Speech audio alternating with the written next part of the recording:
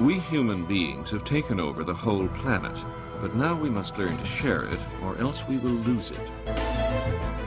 We have to outgrow tribalism, patriarchy, all our old ways, and we have to move fast because we're running out of time.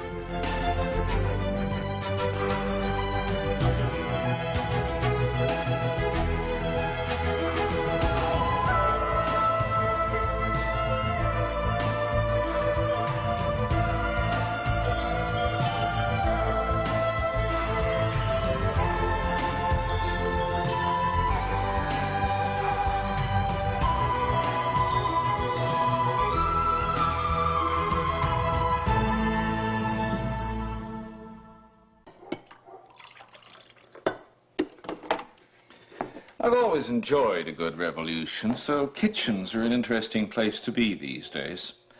This is where the basic power balance between men and women is being renegotiated at last, and if we get it right, the whole human race will be the winner.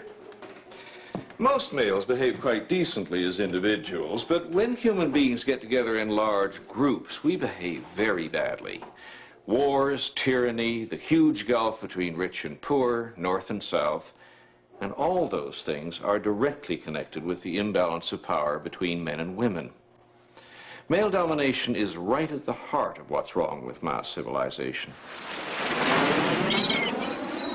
Whether you're one of the celebrities in town getting the red carpet treatment, or just one of the hundreds of thousands of everyday people who want to partake in this inaugural celebration, everybody, and I mean everybody's, going to get a great show. In the nation's capital, I'm Lynn Blades, reporting. Today, America is inaugurating a new president, and all the old hopes for peace and justice and equality are having an outing. But compared to its stated ideals, the United States is a grave disappointment.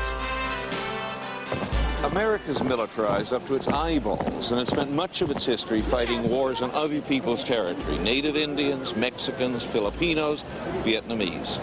Whole classes of its own citizens have spent generations at the back of the bus, and even now not one of its 42 presidents has come from the female majority of the population. Well, I will go talk to Congressman Brown and Elizabeth Furs has just surprised herself by being elected to Congress from Oregon.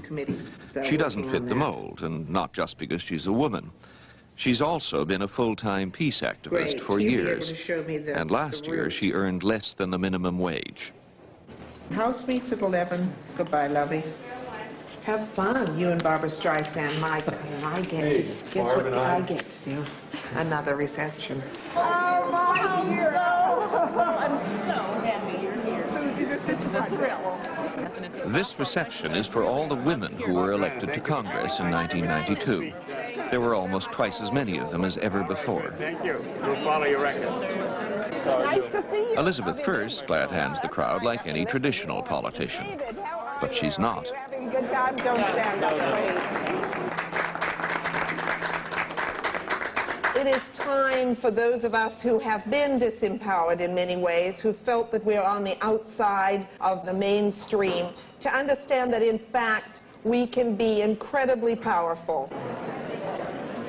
Okay, I need my Senator, I have looked forward to this moment. Yes, I have too. I think this is a very male institution here. You know, when the 103rd Congress came in, and we're of color, we're women, it's a marvelous group of people. But once we got into the whole of the Congress, I suddenly realized how few of us there really were. Less than 10% is female. You look at those portraits in the rotunda, and somebody from outer space would say, this is a country made up of white men. And there's no women or people of color in those statues. It's manifest destiny writ large. We just wipe out parts of our history.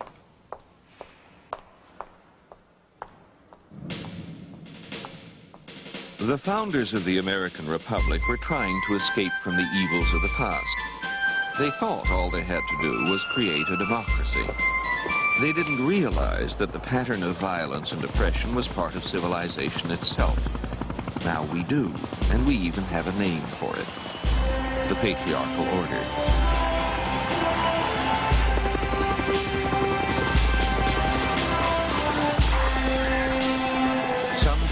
emperor gives the orders. Those who enforce them have lots of power and privileges. People at the bottom have no rights at all. The poor, slaves, almost all women. And outsiders can just be killed if they get in the way. In fact, American warplanes were bombing Iraq on Inauguration Day. What I think about now as we play this terrible game of cat and mouse is there are thousands of children dying in Baghdad from the last time we were bombing. What are we doing? When do we begin to say that an Iraqi child's life is the same as the life of a white American? Until we do that, we'll go on having wars. Americans have been trying to break out of the old pattern for over 2 centuries, and there has been progress. There's no king now, and no slaves, and women have the vote. But hierarchy and violence still rule the world. Men still rule the world. This has been the pattern of our history for so long that many people think it's just human nature, and there's no point in asking a pig to fly. But before we abandon hope, we should be sure whether the patriarchal order is natural or not. And the key evidence for that is not here. It's deeply buried in a different time and place.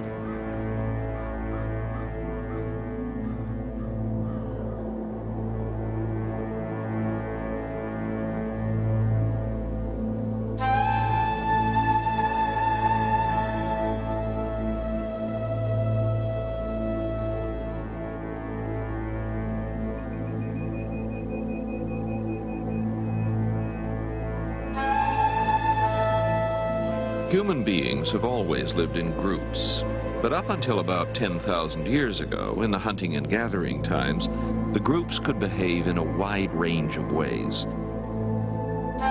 There were no more than 10 million human beings in the whole world then, but the groups were very small, and how they treated each other depended on circumstances.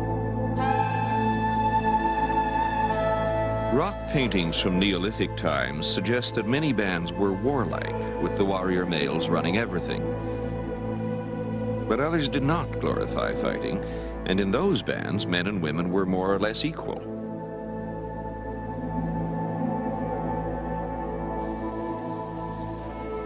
Around 10,000 years ago, the options began to grow narrower.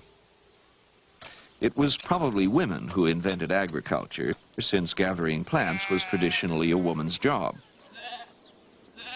But farming changed everybody's roles and created a new way of doing things all over the world, the village way.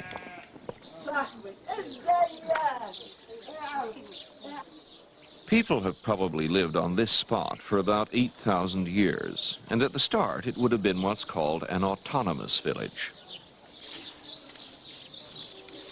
There were no cities yet, no kings, no soldiers, just hundreds of independent villages, each living its own quiet life. And decisions probably still got made the old hunter-gatherer way. Everybody came together and talked things over until they reached a consensus.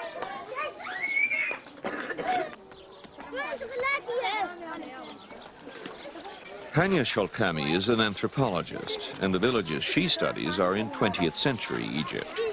But the economic realities in a village like this have not changed much in thousands of years. In villages in particular, but I would dare say anywhere, the social fabric would completely collapse without the input of women in economics. Everything to do with the essential day-to-day life of villages must be processed through women. If men cultivate the wheat, it has to be picked over and put through a mill to become flour and then to be processed into bread, which is the lifeline of everyone.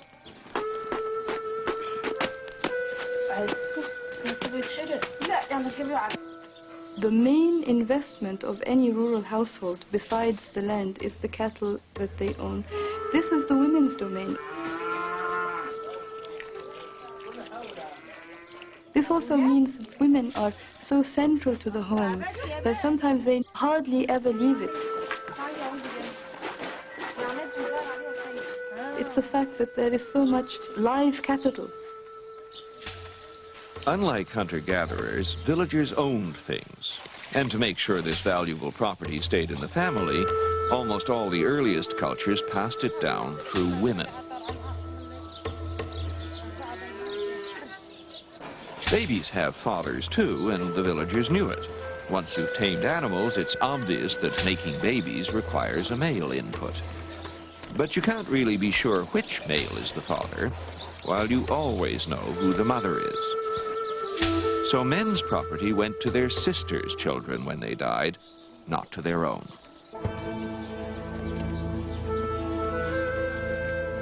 The status of men dropped steeply when human beings settled in villages.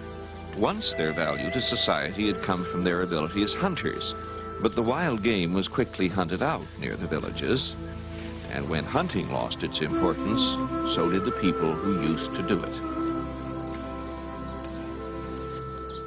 We don't actually know who sat at the head of the table in the autonomous villages, but we do know that in some places women were buried in the center of the house with the valuable household goods, and men were buried out at the corners with the children.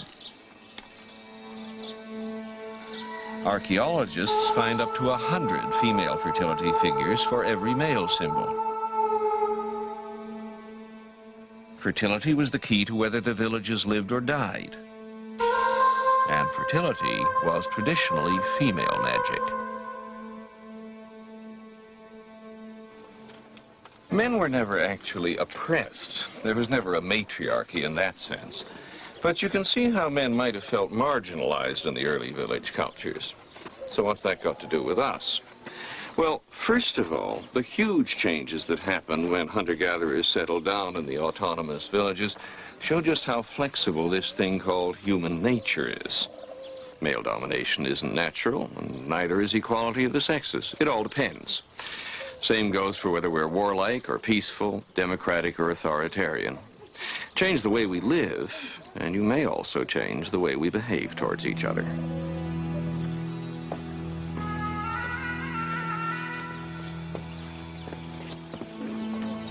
Men were just not very important in the autonomous villages, and people who don't feel important tend to feel resentful instead. You realize, of course, that we're talking about the raw material for a revolution here.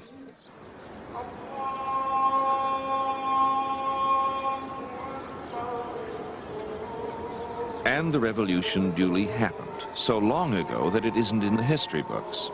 But thousands of years later, we can see the results of it all around us.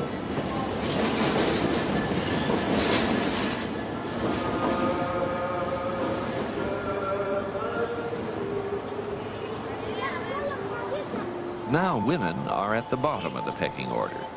Men run practically everything, and there's military all over the place. What happened? The Middle East is the best place to look for answers because over half the people on Earth live in cultures that stem from here. There are various kinds of histories, and the one that got recorded is not the only one, but more importantly, it is the history of the dominant person. It's the dominant group. It is male history. It is the state's history. The archives that I see and the documents that I consult in the Egyptian National Archives down there on the Nile they are documents of state oppression, whether they are police records, prison accounts, medical treatises. Now, for important purposes, these are all written by men. Women are excluded, and when they appear in a very marginal way. Khalid Fahmy studies the history of militarism in Egypt. Today, he's celebrating his doctorate with friends, mostly young scholars who spend their working days trying to piece together other bits of the human puzzle. Huda Lutfi researches the lives of women in medieval Islam. She's a history professor at the American University of Cairo. Women have always been neglected in history, so not just as a woman, but also as a historian, I'd like to bring out what has been neglected, invisible, silent. I learn a lot from it because it explodes myths. Unfortunately, the sources that I use have been written by men, expressing the patriarchal view of what is important. The army, the state, the bureaucracy, what my students call boring history. The womenhood of studies left no written records, so she looks for clues in the writings of medieval Islamic scholars. Huda figures out what women were really doing from the demands of the male scholars that they stop doing it.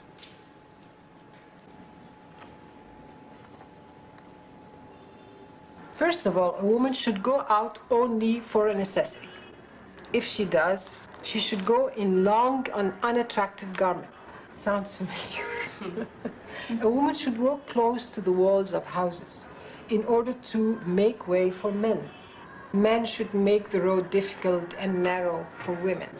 As religious scholars, they viewed the female body as threatening to the order of the male world.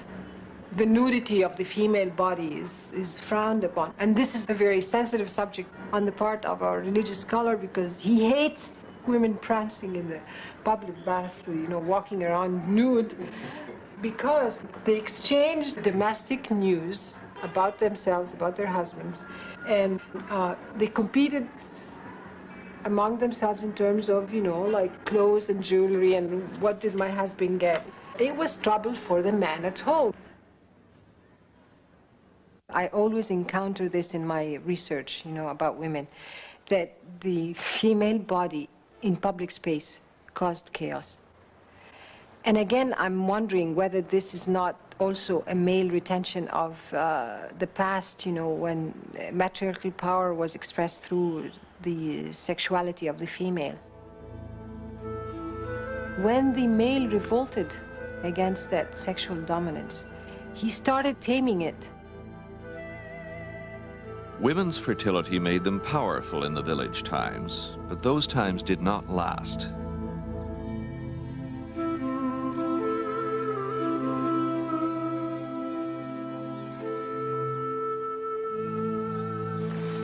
Around 5,000 years ago, a great change swept across the world. The era of the autonomous villages came to an end.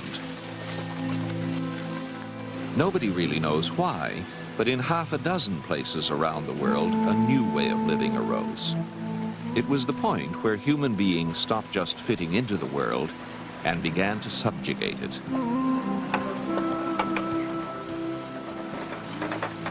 In Egypt, in Mesopotamia, in China, in Central America, great numbers of villages were united under single rulers. Human beings invented the state, and patriarchy was born at the same moment. All the early states were pyramids of power and privilege with a single man at the top, a pharaoh, a god king, a sacred person. And how could a single man get so much power? Only by terror.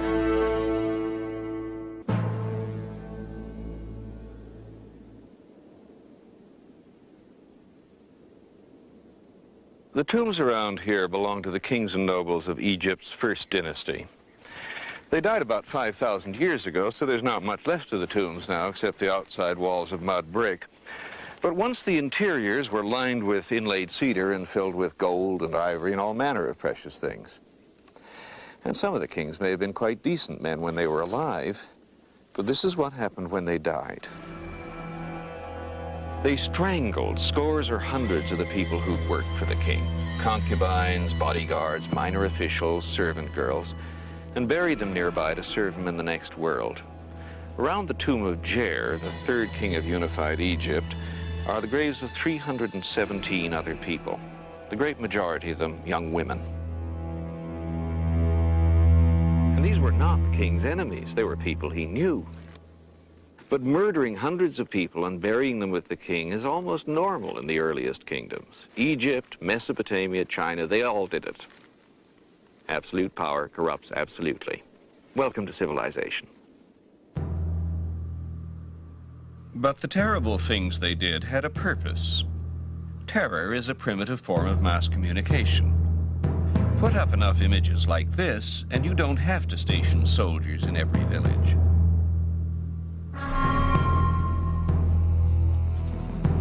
In Mesopotamia, the first civilizations soon became military empires that routinely impaled the citizens of conquered cities.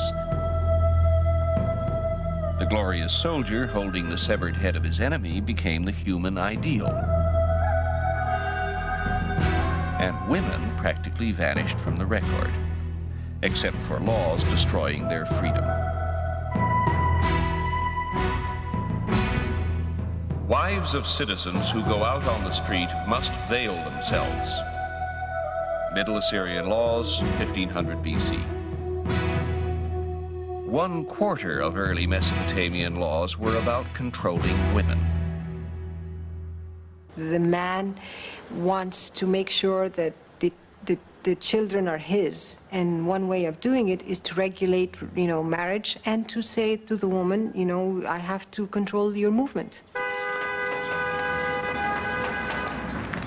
The legacy of Mesopotamia is still visible today in old parts of Cairo.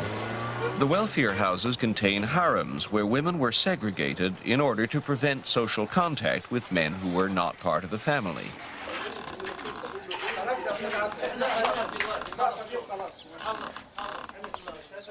You have this ideology in architectural form. The house is enclosed by high walls. The male space is on the ground floor so that there's easy access for the male visitors, and the female spaces are on the upper floors where they could overlook these male spaces.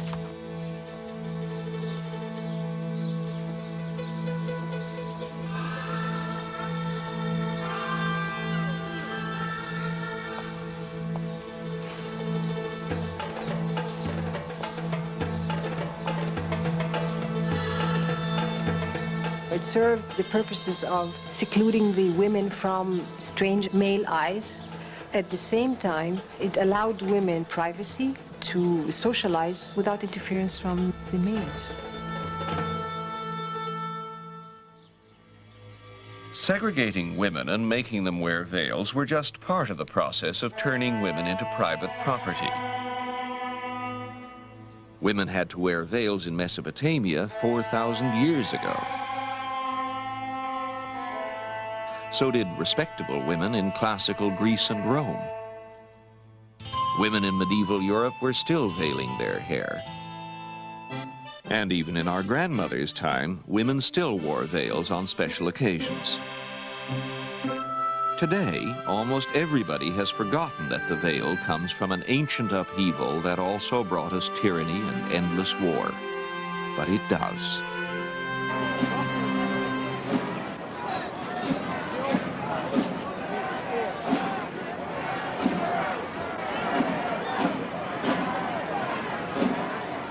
Every state echoes the first state. Hierarchy, militarism, male domination. Today, in this great meeting place and throughout the land, we the people celebrate America. Please welcome President-elect Bill Clinton and Mrs. Clinton, Vice President-elect Al Gore and Mrs. Gore.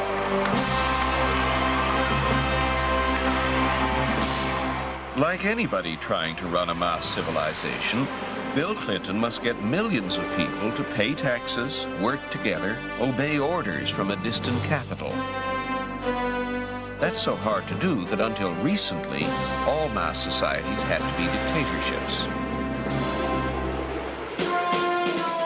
But Bill Clinton doesn't have to be a dictator.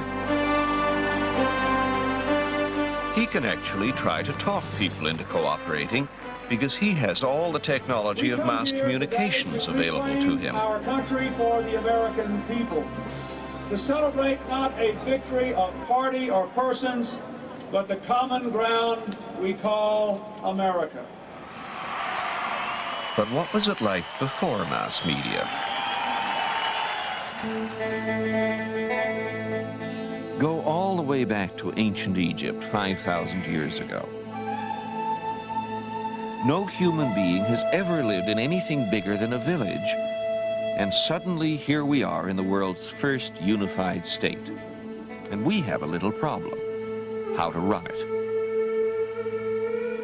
Think of the number of people involved. 50,000, 100,000, 500,000. And remember that the ancient Egyptians, the ancient everybody, lived in a world with no mass communications. No radio, no television, no books, no newspapers.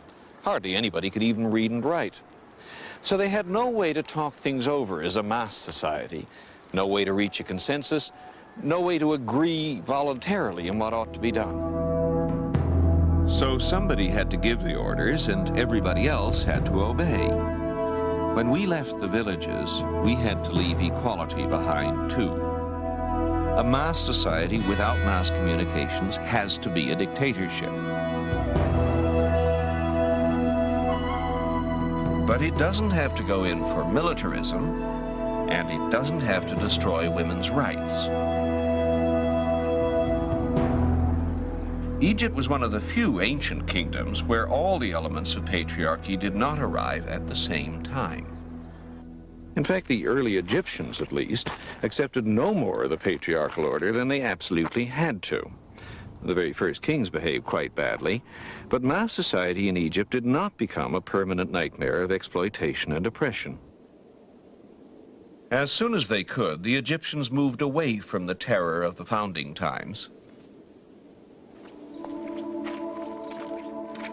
They even gave up building pyramids eventually and satisfied themselves with more modest temples. In fact, Egypt became the great exception, a mass society that managed to keep a lot of the old village values.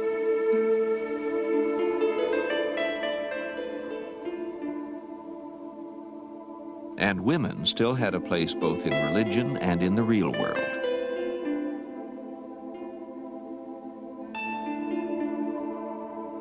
Before the coming of Judaism, Christianity, and Islam, patriarchy was dominant, but it tolerated the presence of goddesses. So we see goddesses juxtaposed to gods in the religious ideologies. The earlier the period, the more dominant the female figure is. In pharaonic Egypt, the queen legitimized the kingship of the ruler.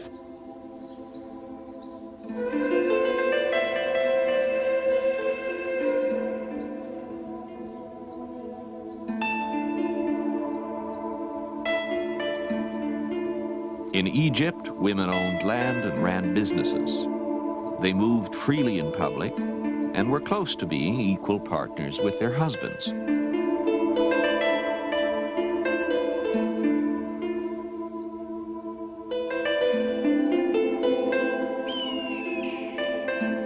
Occasionally, Egyptian women even ruled the country in their own right. Queen Hatshepsut reigned for 20 years and built this temple.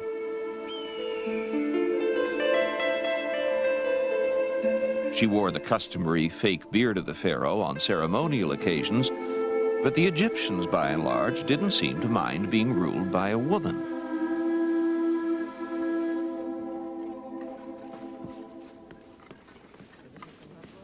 Beneath these sands lies the city of Lahoun, briefly Egypt's capital over 3,000 years ago. Nick Millett, the curator of Egyptology at the Royal Ontario Museum, is overseeing the dig. The sharp contrast that has always impressed me is the difference between the status of women in Egypt and that in, shall we say, classical Greece. The ancient Greeks were a very peculiar bunch indeed, and they were basically terrified of their womenfolk. I don't say that lightly, I really believe this. If you will go over Greek mythology, you will find that almost all the monsters are female, and that must surely mean something. This did not happen in Egypt. A man had his womenfolk around him.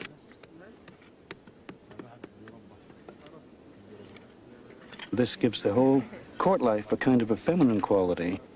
The art shows extremely fine linen garments on the women, through which the bodies show very clearly. Women's clothing particularly, which I have kind of an interest in at this time, it does develop. New styles appear, and in many cases you can date a picture on a tomb wall by the fashions of the moment. It was not a misfortune to be born a girl in ancient Egypt. Nobody'd even heard of the veil. Why this huge difference between Egypt and other places? Ancient Egypt lived along a river in a desert so wide that early armies couldn't cross it. To the north was open sea. So for almost 2,000 years, ancient Egypt was safe from attack by other civilized states. But Egypt's luck eventually ran out.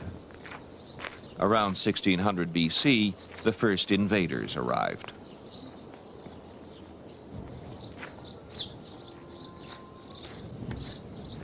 It was the end of Egypt as the great exception. First came the Hyksos, and then came the Hittites, an even more aggressive lot. And in the course of organizing itself to fight them off, Egypt became like everywhere else. This temple was built over 3,000 years ago by Ramses III, one of the first pharaohs to glory in being a conqueror and a killer.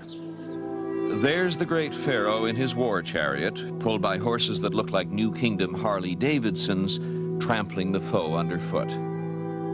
There's the pharaoh, 10 times larger than life, holding a bunch of doomed captives by the hair. And there are the pharaoh's scribes, counting the severed hands and various other severed bits of his slaughtered enemies. This was when Egypt finally accepted the full patriarchal package.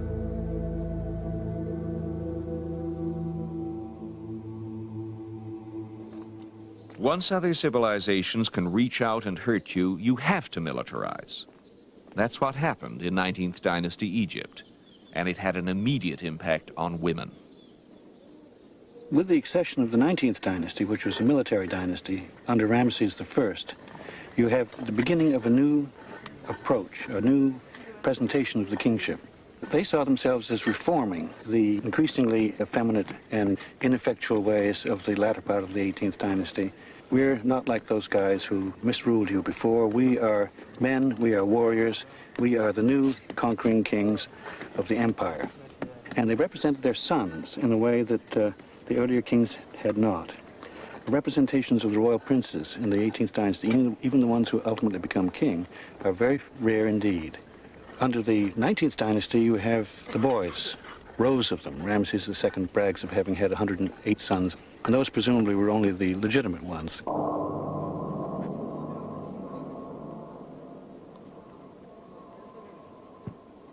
The picture in the 19th dynasty is one of increasingly masculine presentation. Nice guys finished last. The Chinese, the Incas, Mesopotamians, Mayans, Aztecs, even Egyptians, they all went the same way in the end. First a reasonably pleasant and tolerant culture, and then smash. Along comes the local version of the patriarchal revolution, and it's tyranny, slaughter, and oppression forevermore. Which still leaves one big question, maybe the most important one. Why was it necessary in every patriarchal culture to destroy the status of women?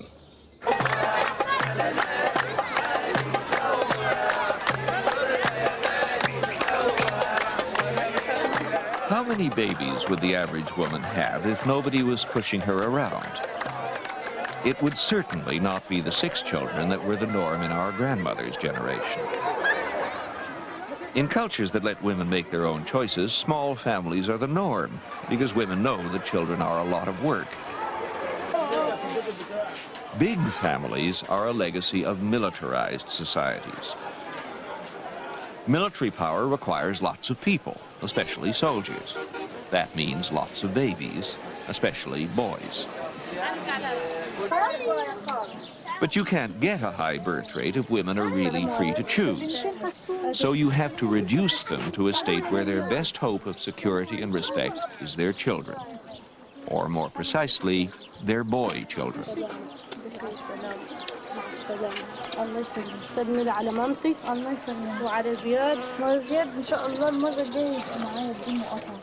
Patrilineality, the passing down of possessions and property and name from father to son, means that you must have a son. If you're so unlucky as not to have a boy, this is big trouble. One recourse is to try to attain a boy by, for example, giving your inheritance to a nephew. That obliges him to take care of you and respect you.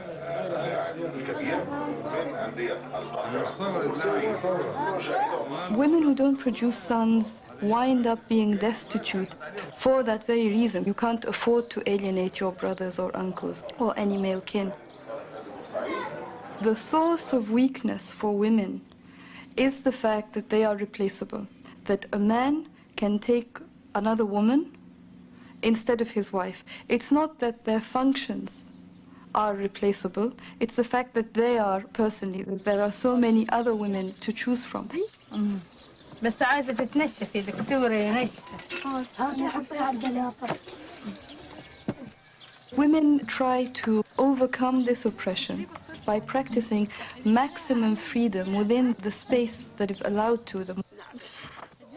They just know the boundaries, they know where not to go, and within that they have maximum power.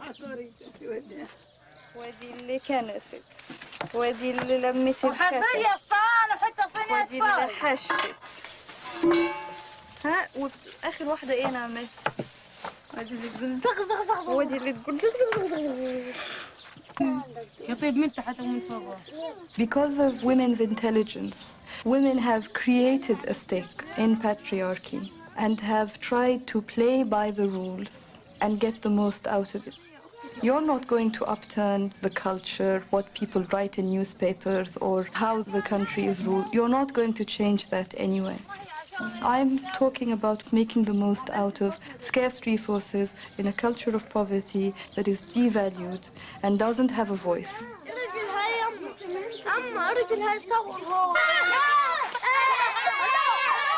The rulers had to destroy women's freedom to get the birth rate up. They needed men's support to do that. But most men love their mothers and their wives and their daughters. Why would they collaborate in hurting them? Besides, a fully militarized patriarchy was not good news for the average male. For every general, there are thousands of foot soldiers, and being a foot soldier is not good for your health.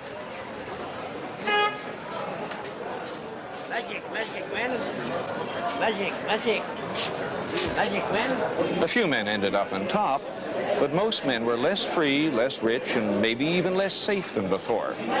So why did men go along with the patriarchal revolution? I suspect that in most places there was an unspoken deal made right at the dawn of civilization. The patriarchs had to buy men's support, and what they had to offer was status. Here was a way to reverse the huge loss of status men had suffered back when we all moved into the villages.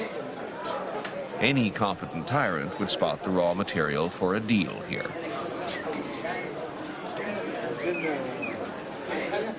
So here's an offer you can't refuse. Throw your lot in with us, back patriarchy, and we'll make you superior to all women. You'll have to obey us. But from now on, you'll have control over your women, and you can be certain, well, pretty certain, that they're your kids. What's more, your kids will belong to you, not your wife, and your property will go to your sons, not your sister's kids. Oh, and we'll change the religion, too. From now on, God will be male, and so will all his priests, and they'll all back your new male privileges.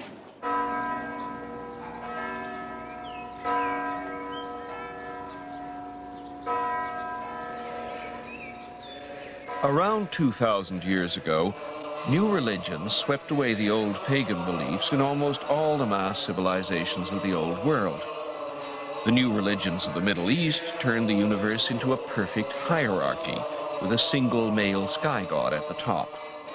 And the goddesses, who always played a major role in earlier religions, were demoted to mere saints, or at best, the mother of the god.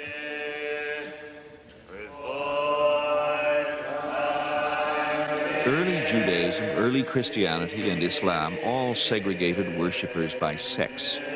Their rules for women were patriarchy's rules.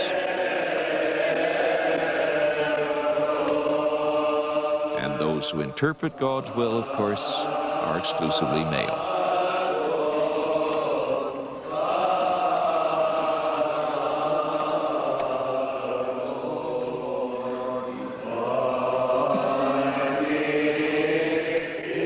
In Islam, God becomes much more abstract as an idea, as a concept. Allahu Akbar,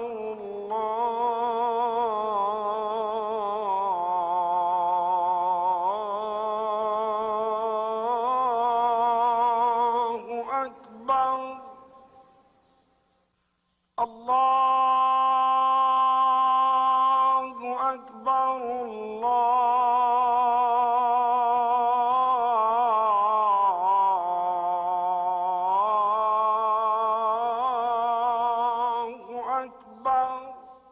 Linguistically speaking, he's referred to as a male god. However, it's really a very abstract concept of divinity, and definitely there's no tolerance of any female divinity there. In their structure and rules, Christianity and Islam represent the final triumph of patriarchy. Yet the new religions were a paradox, for at the same time they were actually a revolt against inequality, the very core of patriarchy. They proclaimed that all human beings were basically equal, and that's probably why they spread so fast.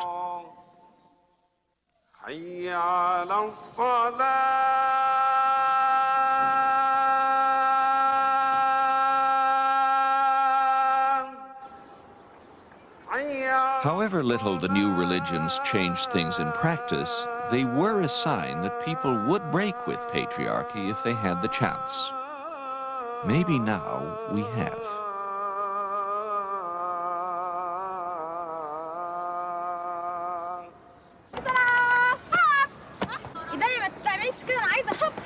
The veil has made a comeback in Egypt recently, and fundamentalism is on the rise. But looks can be deceiving. Even though there is no law that says women should wear the veil in Egypt, we see it all over the Muslim world. You know, why are women wearing the veil, and why are they willingly wearing the veil? We know that some are pressured to wear it. And I think that it's the panicking, the insecurity of patriarchy, and its need to say to women, you should be more controlled.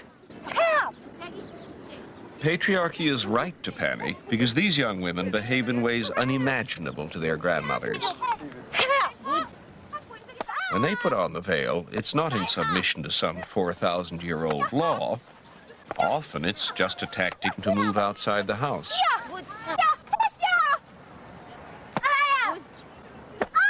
ما لبست الحجاب يعني في ناس كتير قوي احترمتني بالحجاب ده على الاقل يعني كان زمان كان في ناس كتير تبص لي لما ببقى ماشيه المعاكسات وكده فطبعا انا اللي كنت باخد ذنبهم لان انا اللي عامله في نفسي كده. فدلوقتي طبعا بعد ما لبست الزي الاسلامي ما لمش نفسي لو حد عكسني، انا كده عملت اللي عليا. وفي نفس الوقت برضك عدد المعاكسين قل كتير قوي قوي قوي، لان الواحد طبعا احترم نفسه في لبسه فاكيد الناس هيحترموه.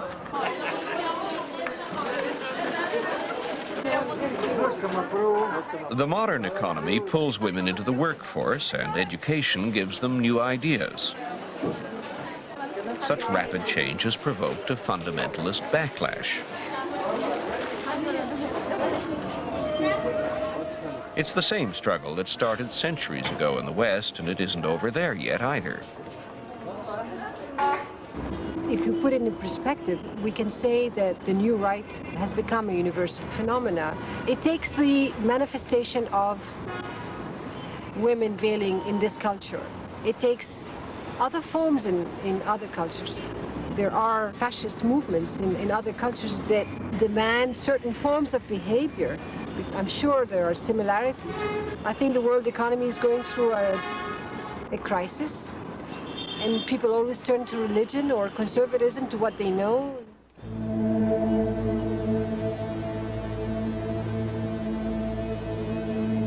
All across the globe, a communications revolution is undermining the old ways. Television's bringing the images and ideas of an emerging global culture to traditional societies. And that's already having an impact on the power balance between the sexes everywhere. People see a very alien world. Much of it is foreign. It's about places people have never been and will never go to. But people are avid to learn just how un-Islamic the stories can be. One incident was caused by television. 4 young girls decided to escape from the village and go to Cairo and become TV stars. They were, of course, brought back summarily, and they didn't get very far. But this had a great impact on the village, that television can be subversive. Not this year, not this decade, but patriarchy is slowly collapsing. Even though male hierarchy and privilege still predominate everywhere. Even though every country in the world is still militarized.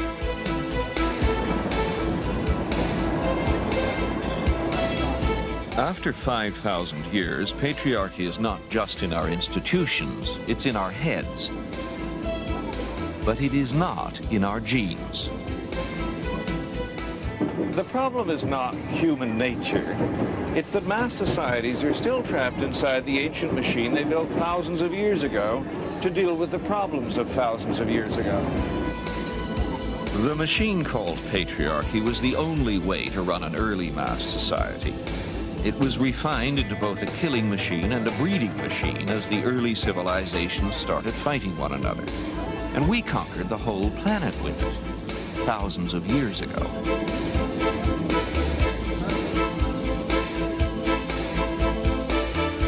But now our weapons have become so destructive that we can no longer afford to fight major wars. And we don't actually have to live in patriarchal dictatorships anymore. Mass communications mean that we can be democratic. Patriarchy no longer makes sense as an institution.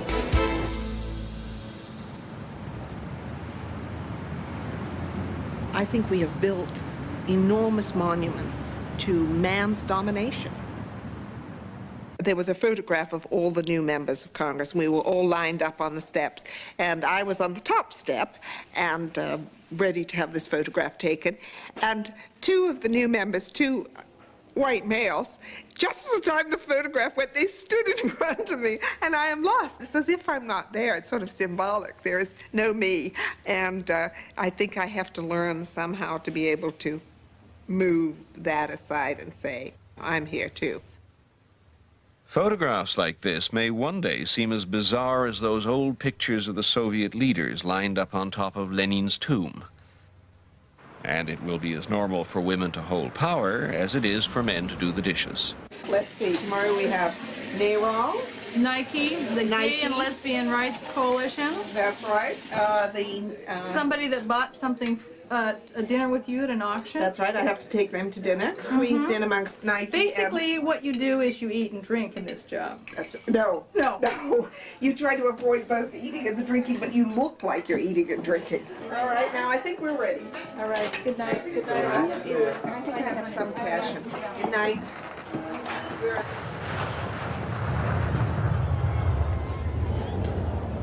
There's no golden age coming, no happy ever afters, but patriarchy is in retreat on every front. And the vital front is right here, where men and women are changing the most fundamental human partnership. The process is often confusing and painful, but we are changing it, and that's a good reason to be hopeful about the human race. If we can achieve equality between the sexes, then the other big problems like war and nationalism and North-South are not insoluble either. And a century from now, people may have to explain to their kids about patriarchy the way we have to explain about slavery. And wouldn't that be nice?